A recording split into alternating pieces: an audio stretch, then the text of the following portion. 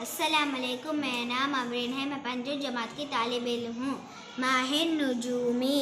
ایک دن پرنندہ نے اپنے ایک شاگرد رنگیا کو لکڑی لانے کے لیے جنگل بھیجا۔ شاگرد جنگل میں ایک بڑے درخت پر چڑھ گیا اور ایک شاخ پر بیٹھ کر اس کو کاٹنا شروع کیا۔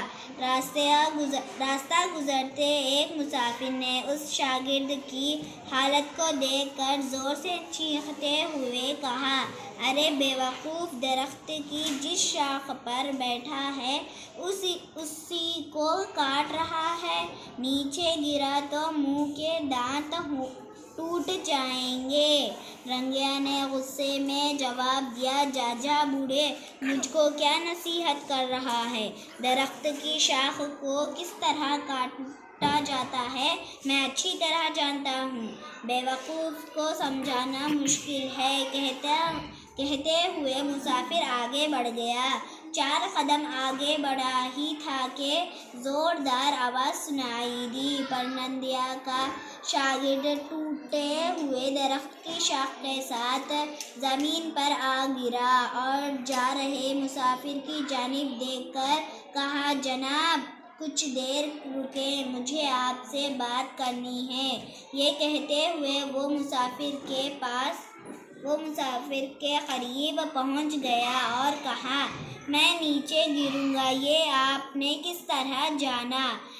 ہمارے استاد سے ہم بہت زیادہ محبت کرتے ہیں، آپ بہت بڑے نجومی معلوم ہوتے ہیں، لہٰذا یہ بتلائیں کہ ہمارے استاد کا انتقال کب ہوگا تاکہ ہم اپنے دلوں کو تھام کر رکھیں۔ بے وقوف شاگرد کی بات کو سن کر مسافر محظوظ ہوتے ہوئے کہا، آپ کے استاد کا دل جب حرکت کرنا بند کر دے گا تب آپ کے استاد کا انتقال ہو جائے گا۔ رنگیا دوڑا اپنے استاد کے پاس پہنچا اور تمام واقعے کو دہرایا۔ پرنندیا کے دل پر ان باتوں کا گہرا اثر ہوا اور کچھ سوچتے ہوئے کہا، مسافر ضرور کوئی بڑا نجومی معلوم ہوتا ہے، مجھ کو اپنے دل کی حرکت کو جانچتے رہنا چاہیے۔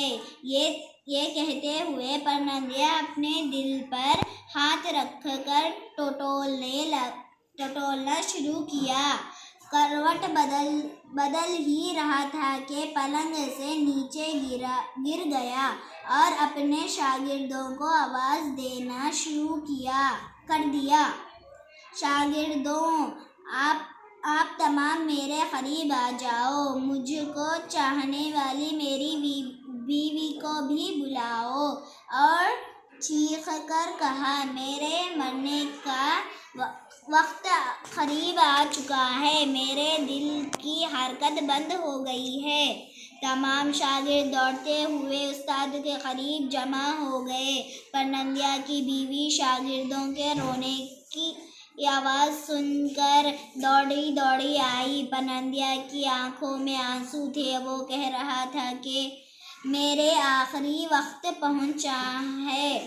پرنندیا کی بیوی ہنسنے لگی۔ بیوی کے اس حرکت پر تمام شاگردوں کو تعجب ہوا۔ کہنے لگے، جب تمہارے دل کی حرکت بند ہو جائے گی تو تم بات کرنے کے قابل نہیں رہو گے۔ اور کہا، ٹھیک ہے، تم نے کس طرح اپنے دل کی حرکت کو جانچا؟ پرنندیا نے جواب دیا، یہ دیکھو، اس طرح کہتے ہوئے اپنے سینے کے دائیں جانب ہاتھ رکھ کر بتلایا۔ بیوی نے کہا، اب آپ اپنی بائیں جانب ہاتھ رکھ کے دیکھیں۔ یہ کہتے ہوئے وہ باورچی خانے کی جانب چلی گئی۔ پرنندیا نے اپنی بیوی کے کہنے کے مطابق عمل کیا اور کہا، تعجب ہے، دل تو حرکت کر رہا ہے۔